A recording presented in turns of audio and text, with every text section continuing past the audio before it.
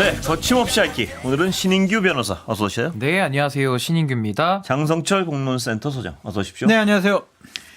자, 오늘 하루 종일 화제는요. 김건희 씨, 심평 변호사. 심평 변호사의 헌인지, 김건희 씨의 간복인지. 뭡니까? 어느 부분? 예, 신변 어떻게 보십니까?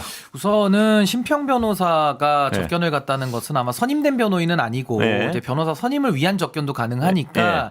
아마 김건희 씨가 이제 동의를 해서 이제 접견은 이루어진 건 맞는 것 같습니다. 근데 일부 대화의 내용 중에 과장이나 거짓이 좀 포함된 거 아니냐. 네. 현재까지는 이 정도로 누구의 판단하는 게 과장과 맞을 것 누구의 같고요. 거짓입니까? 그러니까 뭐 퍼센테이지까지는 얘기하기는 어렵지만 짐작이. 일부, 네. 저는 뭐 심평 변호사가 일부 좀 네. 뻥튀기 했던 부분도 좀 있는 것 같아요. 네. 그게 이제 김건희 씨 측에서 반박하고 네. 허위다 이렇게 주장하는 것 같은데요.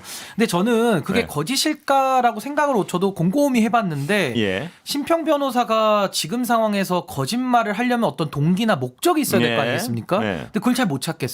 그러니까 예를 그 들어 부분이 좀 그래요. 뭐 예를 들어 네. 한동훈 전 대표를 저격해서 뭐 당권이 지금 뭐 투표 중이니까 뭐 전당대에 영향을 미칠까? 근데 사실 한동훈 대표가 민다는 후보들 지금 성적 별로 안 좋거든요. 네. 그러니까 별로 견제도 필요 없는 수준이라서 네. 뭐 그런 정치적 목적도 아닌 것 같고 그렇다면 심평 변호사가 거짓말을 할 동기나 네. 목적이 잘 보이지 않아서 저는 뭐 거의 큰 틀에서는 뭐 사실일 가능성 매우 높다. 근데 이거를 우리가 검증할 방법은 없는데 다만 그 어떤 기자가 뭐 이렇게 네. 서로 미리 사전에 얘기를 해서 확인해 봐라. 그래서 갔다라는 거 아닙니까? 네. 그 부분은 지금 심평 변호사나 그 기자가 바깥에 있는 분들이잖아요. 네. 그 부분에 대해서 좀 진실을 좀 밝힐 수 있는 게 좀 여유가 있는 거 아니냐. 근데 네. 김건희 씨와는 이거 아무리 논쟁을 해봤자 구치소 안에 있기 때문에 진실을 밝힐 수가 없어서 네. 이렇게 그냥 넘어갈 것 같습니다. 김건희 씨 측 변호사들은 상당히 격앙되어 있는 것 같아요. 네. 진짜 새빨간 거짓말을 한 심평 이런 식으로 규정을 해버렸더라고요. 근데 그 정도 얘기를 들으면요. 막 그 일단 사실이 아닌 얘기를 했다는 그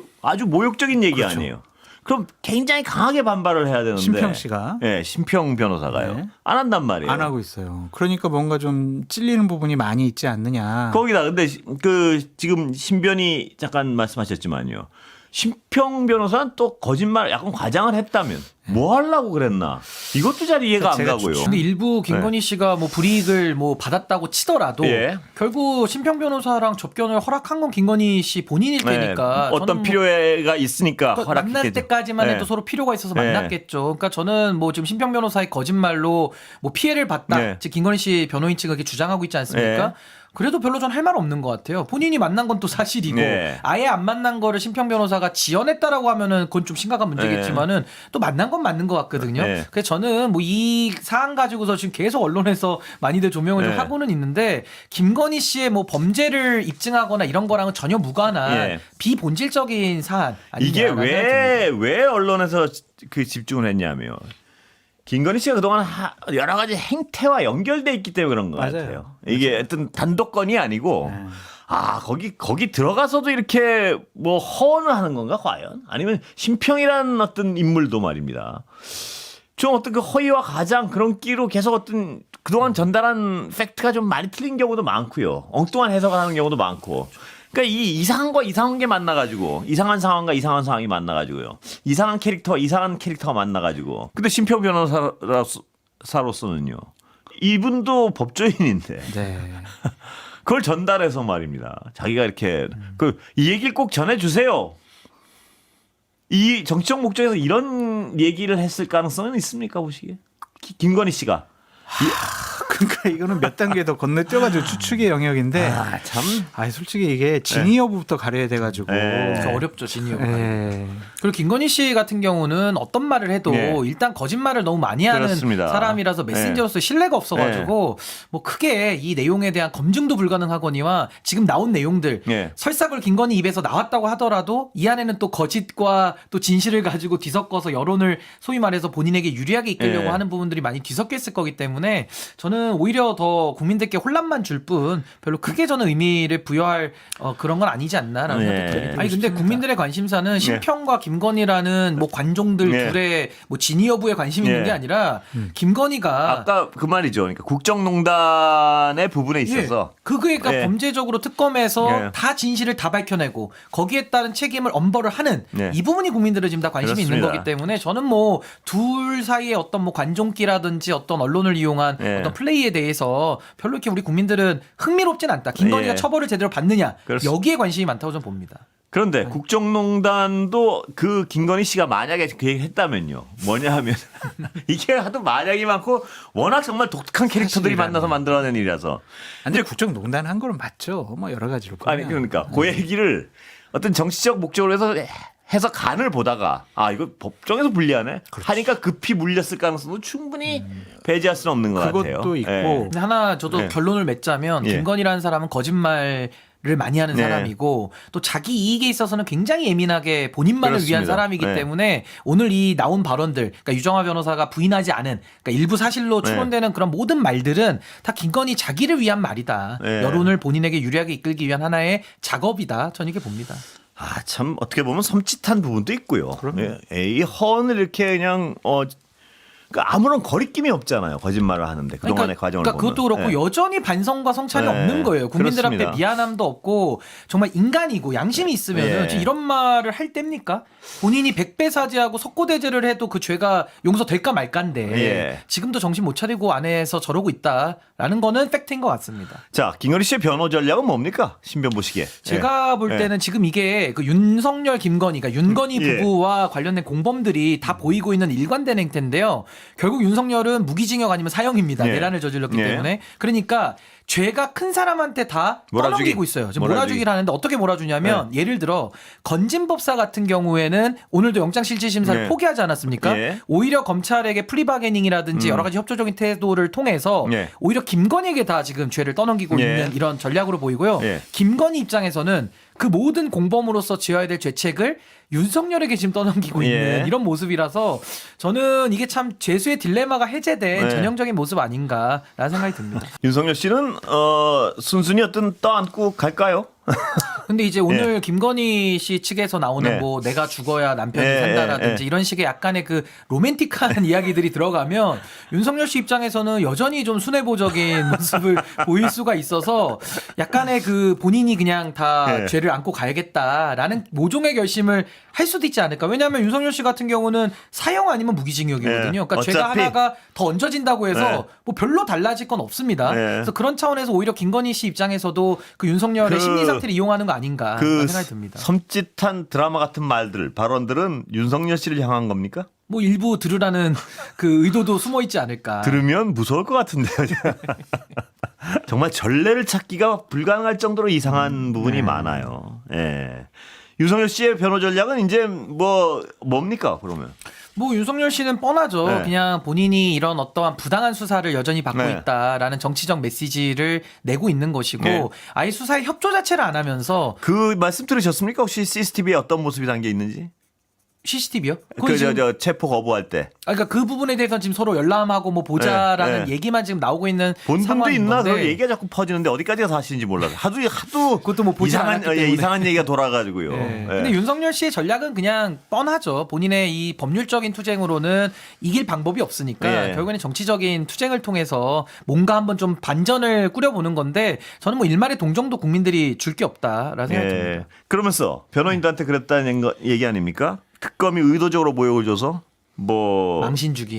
안 좋은 선택을 유도하는 것이다. 아니 예. 근데 그 윤석열 씨의 말이 사실이라면 저는 그건 어폐가 있다고 보는 네. 게 특검이 언제 망신주기 수사를 했습니까? 네. 법과 원칙대로 법원이 발부한 영장을 집행하는 네. 과정에서 윤석열 씨 스스로 망신스러운 행동을 본인이 한 거거든요. 네. 그 내용이 특검 입장에서는 국민들의 알 권리 차원에서 알릴 의무가 또 있는 것이고 본인이 네. 또 공적 신분을 가진 전직 대통령 신분에서 파면당한 사람 아닙니까? 그렇기 때문에 특검 입장에서 알릴 수밖에 없는 것인데 예. 이걸 가지고 뭉쳐가지고 마치 특검이 어떤 윤석열이라는 인격을 짓밟고 마치 망신해주는 것처럼 또 프레임 전환을 하려고 하는 모습 자체가 예. 전 과거에 특수부 검찰들이 했던 피해자 가해자 바꿔치기 네. 이 부분을 여전히 지금 윤석열 씨 측에서 보이고 있다. 저는 이거 매우 부적절하다고 봅니다.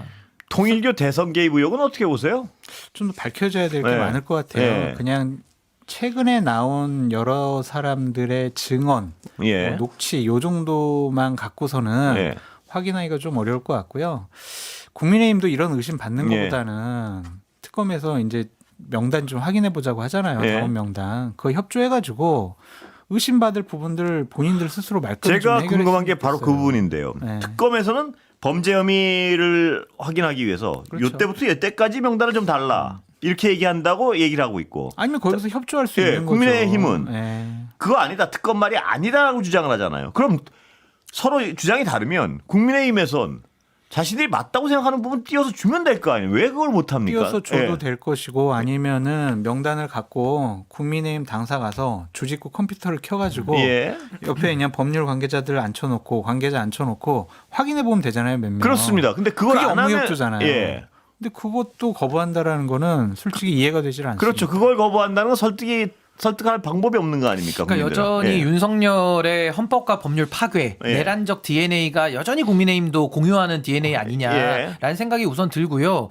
무엇보다 정당에 국고보조금도 들어가고 정당에서는 기호제도도 예. 쓸 수 있고 또 공천권도 있잖아요. 예. 아니 그런 특권들은 다 누리고 있으면서 본인들이 가지고 있는 명부, 이 명부에 대해 가지고 정당이 가진 자율권이라는 것이 당원 명부를 조작하거나 네. 내지는 어떤 특정 집단의 민주주의 왜곡 범죄 네. 혐의까지 우리가 자율권으로 봐주는 건 아니거든요. 예. 근데 지금 혐의가 나와가지고 법원이 발부한 영장을 집행하고 있는데 이걸 거부한다? 그러면 국민의힘 입장에서는요 국고보조금도 같이 거부해야 논리 일관적인 건데 예.